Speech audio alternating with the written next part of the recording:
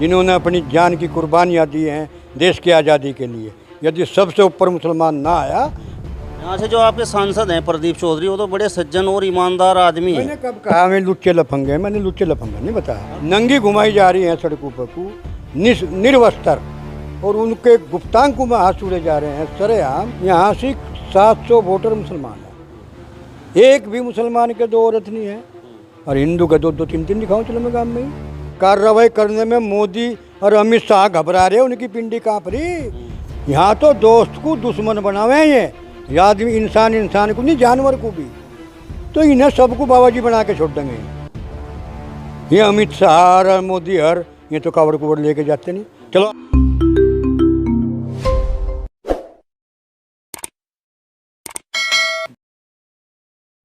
नमस्कार, स्वागत है आप सभी का हिंदुस्तान 24 पर, और मैं आप सबके साथ विपिन चौधरी। इस समय मैं कैराना लोकसभा के रंझड़ गांव में मौजूद हूं। यदि इस लोकसभा की मैं बात करूं तो यहां से भारतीय जनता पार्टी से प्रदीप चौधरी सांसद हैं।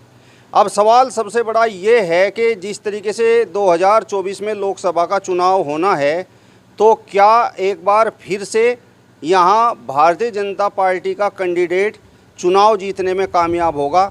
आज इस पर ही हम बात करेंगे, और बातचीत करने के लिए आज हमारे साथ इस क्षेत्र के बड़े ही सम्मानित व्यक्ति चौधरी ऋषिराज सिंह जी मौजूद हैं।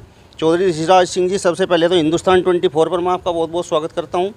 जी, आपका बहुत बहुत शुक्रिया और बहुत बहुत धन्यवाद, और आपका मैं बहुत ही तहे दिल से स्वागत करता हूं गांव में पधारने का। मेरा सवाल आपसे सबसे पहला यही है कि जिस तरीके से 2024 में लोकसभा का चुनाव होना है, तो क्या एक बार फिर से यहाँ भारतीय जनता पार्टी बाजी मारने में कामयाब होगी, या अब की बार कुछ परिवर्तन होने की संभावना है? मेरी सोच यह है कि, और जो मैं देख रहा हूँ अपने क्षेत्र में, कि यहाँ भाजपा का तो कुछ है ही नहीं। भाई भाजपा यहाँ से किस वजह से बाजी मारा है, क्यों इसे वोट दें? भाई इन्होंने गन्ने का परमिट बढ़वाया, सम्मानजनक स्थिति में किसान को परमिट दिलवाया, साल भर तक पेमेंट नहीं मिलता, इसीलिए वोट देना कि हमारा परमिट नहीं दिलवाते। इसीलिए वोट दें इन्हें कि भाई हमारे गन्ने का भाव वाजिब नहीं देते। इसीलिए वोट दें कि बिजली के पता नहीं कितने हाई फाई 3-4 गुना दाम बढ़ा दिए इन्होंने, इसलिए वोट दें। या इसलिए वोट दें कि हमारी जितनी भी बहन बेटी हमारा सर शर्म से झुकता है, ये जितनी भी घटना सामने आ रही है, ज़्यादातर उसमें बीजेपी के लोग लिप्त हैं। ये मंत्री हैं, कोई मिनिस्टर है, कोई एमपी है, कोई एमएलए है, सब इसमें यही क्यों पकड़े जाएं इसमें? तो किस लिए वोट इन्हें दें? एक कोई खूबी यदि मुझे कोई इनकी गिनवा दे तो चलो मैं भी इनके साथ हो लूँगा। कोई तो खूबी हो, पूरा दिन झूठ बोलना। ये हमारे बच्चे सब बेरोजगार कर दिए, इसीलिए वोट दें। हमारे बच्चे सड़कों पर धक्के खाते फिर रहे, इसीलिए वोट दें। किस लिए वोट दें? कोई तो बात हो ना। कोई के साहब हमने सड़क बना दी, हाईवे बना दिए, किसके लिए बनाया? हमारा बुग्गी जोटा चलेगा वहाँ? हमारा ट्रैक्टर चलेगा वहाँ? हमारी मोटरसाइकिल चलेगी वहाँ? कोई नहीं चला। पहले तो आप लोग कहते थे कि सड़कें नहीं हैं, हाईवे नहीं हैं, अब अगर बन रहे हैं तो फिर दिक्कत है। आज भी नहीं हमारे लिए, तो हमारे लिए आज भी कहाँ है? तो वही अंग्रेजी वाला हिसाब आ गया, उस पर जाएंगे टैक्स देंगे, पहले उस पर चलान और जुर्माने हुआ करते। यदि हम नहरवाई की पटड़ी पर चलते थे, वो चौधरी साहब ने हटाया था वो सारा मामला। हमारे लिए तो किसान उस पर अपना बैल भी लेकर जा सकता था। अब उस सड़क पर चलेगा कौन? वो चलेगा ना जिसकी जेब में पैसा होगा। सरमादार के लिए बनवाई, हमारे लिए कहाँ बनवाई? हमारा तो इतना करा कि हमारी ज़मीन ठग ली, बल्कि और हमसे जो हमारी एक शान है, हमारी एक आन है, हमारी एक जो एक किस्म से जिसे हम अपना यूँ समझें, सभी कुछ हमारा यूँ है किसान का, उसे लूटते जा रहे हैं बस एक किस्म से। हमें बिल्कुल बेघर करना चाहते हैं, मजदूर बनाना चाहते हैं। बन तो रहे ही हैं, गुंजाइश तो कुछ रह नहीं रही। तो कोई एक खूबी आपकी निगाहों में कहीं कोई आपको क्षेत्र में दिखाई दी हो तो मुझे कोई बतावे, तो मैं भी इनके साथ हो लूँगा। धारा 370 हटी है, राम मंदिर बन रहा है, और अब हिंदू राष्ट्र बनने की ओर भारत अग्रसर है, यूसीसी कानून लाया जा रहा है, तो ये सब वोट देने के लिए काफ़ी नहीं है। अच्छा, ये सब ड्रामे हैं। जैसे 370 की बात करें, हिंदुस्तान को क्या मिला 370 हटने से? क्या आपने भी कोई प्लॉट लिया जाके वहाँ? या किसी मेरे भाई देहात के ने या शहर के ने किसी आदमी ने कश्मीर में कोई प्लॉट खरीदा जाके? क्या मिला देश को 70-80 से? कोई एक लाभ तो बताओ ना देश को ही लाभ हुआ 70-80 से। जहाँ तक हिंदू राष्ट्र की बात है, क्या है हिंदू राष्ट्र, किसे हिंदू मानते हैं? मेरे हिसाब से तो 2-3 ये हैं, वे हिंदू हैं, बाकी कोई हिंदू नहीं। 2-3 मतलब? 2-3 जैसा भाई आपका पंडित जी हैं, आपके ठाकुर हैं, आपके बनिया हैं, यही तो 3 हैं। इसके अलावा देखिए आप, वो हिंदू नहीं जिसके मुंह पर पेशाब करा जा रहा था, वो कौन था? वो हिंदू था ना। वे हमारी बहन बेटियां जो नंगी घुमाई जा रही हैं सड़कों पर को निर्वस्त्र, और उनके गुप्तांग में हाथ छुड़े जा रहे हैं सरेआम, वो हिंदू नहीं है। यही हिंदू राष्ट्र है? कहाँ है हिंदू राष्ट्र? क्या होगा इस हिंदू राष्ट्र का?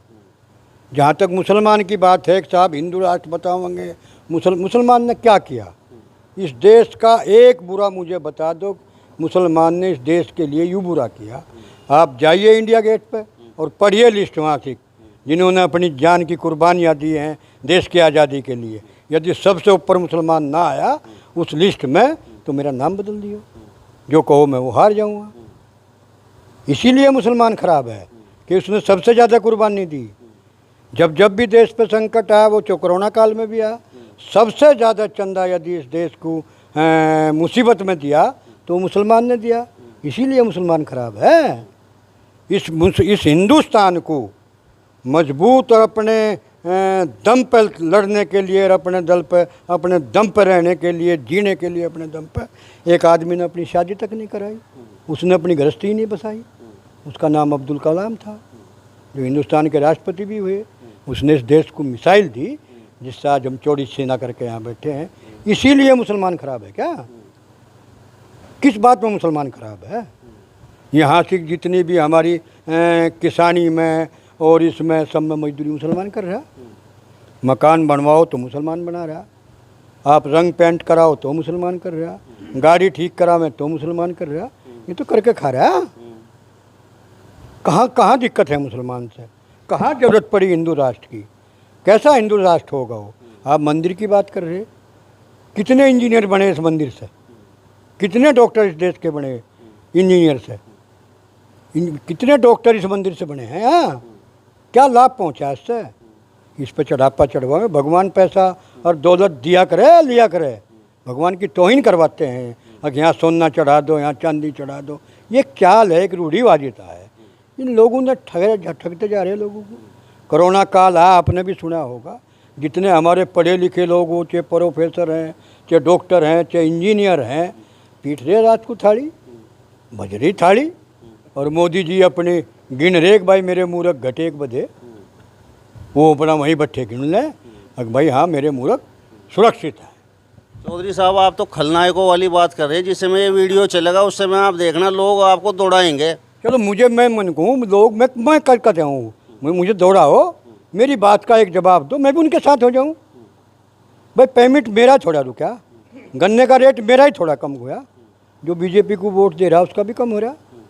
जलालत उसकी नहीं हो रही, वे बहन बेटी उनके लिए नहीं है जिनकी सरेआम आबरू उतारी जा रही है।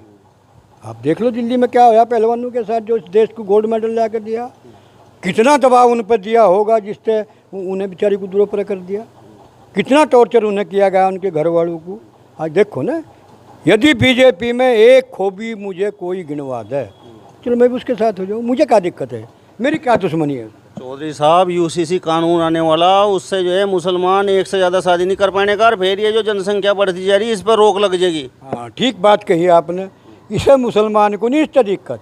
मैं फिर कह रहा आपको, हमारे गांव में करीबन यहाँ से 700 वोटर मुसलमान हैं, एक भी मुसलमान के 2 औरत नहीं है, और हिंदू के 2-2 3-3 दिखाऊँ चलो मैं गाँव में ही। कोई शौक में रख रहा है कि 2 गिरबानी 3 गिरबानी, मुसलमान नहीं आता सड़क पर। ये दिमाग में इनके यूँ हो, और किस चक्कर में आके मुसलमान सड़क पर आ जाएगा और थारा हिंदू मजबूत हो जाएगा, वो नहीं चलता काम। या दिक्कत जो भी कुछ आवेगी नहीं है बीजेपी वालों को। हाँ, मुसलमान सड़क पर आता और ये रोज़ है यूँ तो लावेंगे जी, यूँ तो लावेंगे जी। ये फुस पटाखा पटका है इन्होंने, ये अपने आप ही इसमें ख़त्म गए। ये कोई कानून नहीं, क्या कानून है, इसकी दिक्कत ही नहीं आवेगी। ये कहीं बतावें कि जब वहाँ से कहीं सूबे हैं से कहीं राष्ट्र हुए हैं, प्रदेश ऐसे जिसमें नु कहे उनकी खातर इनका नारा रख देंगे कानून, फिर एक कानून कहाँ रहा। तो आप देखिए, मैं यूँ कहता हूँ जहाँ इस किस्म की दिक्कतें आ रही हो, आप भी समझदार आदमी हैं, कितना बड़ा अत्याचार और लड़कियों की औरतों के साथ हो रहा, और उन लड़कियों के साथ जो सी इस देश का नाम रोशन करके आई, देखो ना।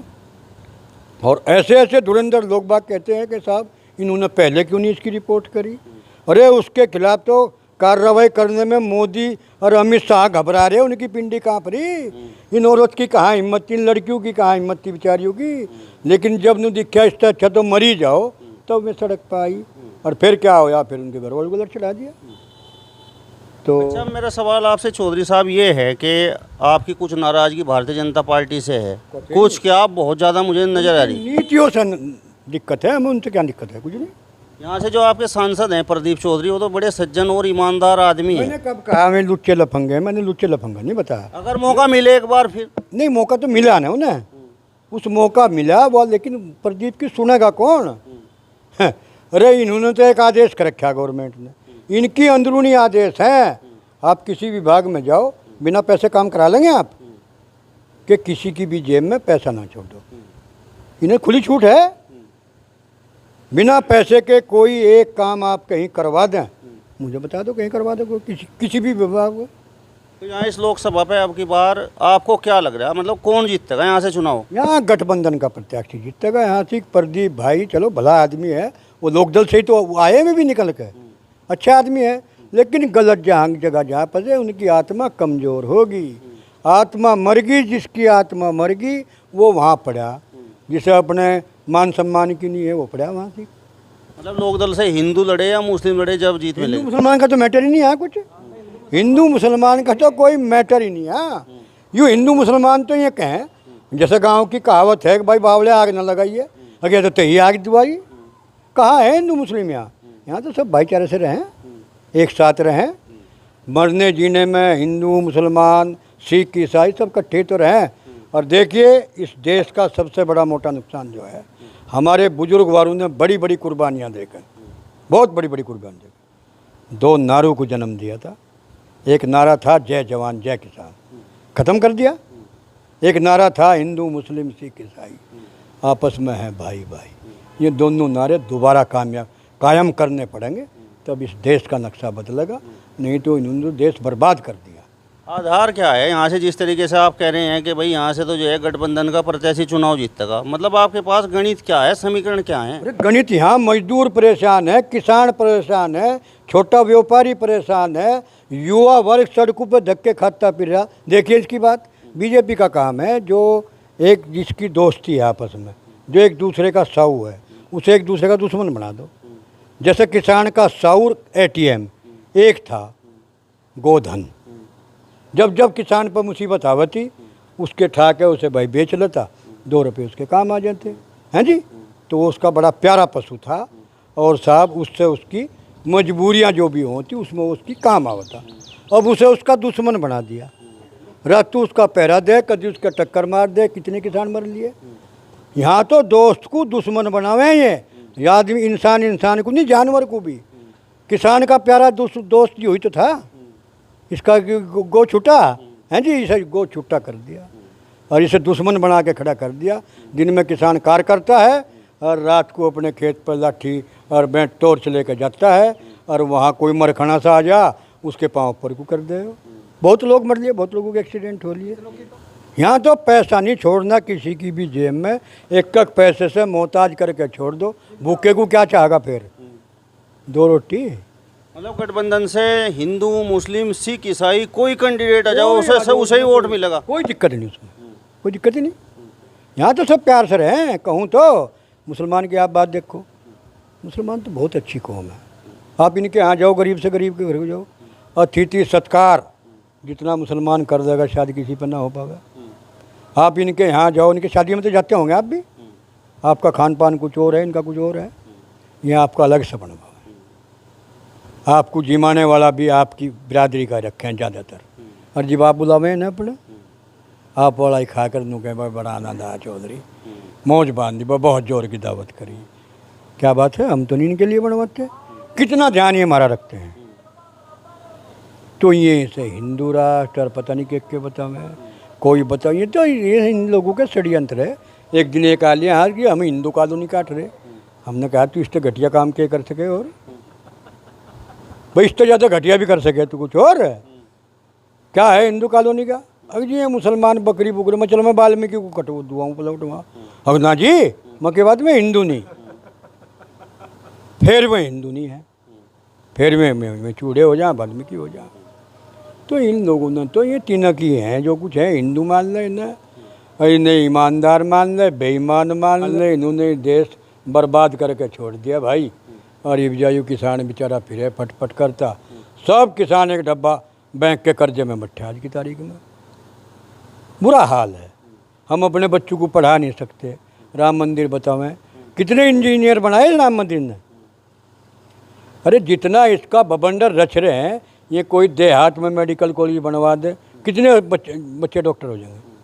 आप इंजीनियर कॉलेज देहात में खुलवा दें, कितने बच्चे इंजीनियर हो जाएंगे। और आप एक गांव में डाकू पैदा कर दो, हर घर में कट्टे आ जाएंगे। तो आप यहाँ से दंगल गिरवा दो, हर घर में जांगिया बंधेगा। तो इन्हें सबको बाबा जी बना के छोड़ देंगे। ये अमित शाह और मोदी हर ये तो कावड़ कुवड़ लेके जाते नहीं। चलिए, तो चौधरी ऋषिराज सिंह जी को आपने सुना। फिलहाल इस वीडियो में बस इतना ही। अगली वीडियो में फिर आपसे मुलाकात होगी। तब तक बने रहिए हिंदुस्तान 24 के साथ। नमस्कार।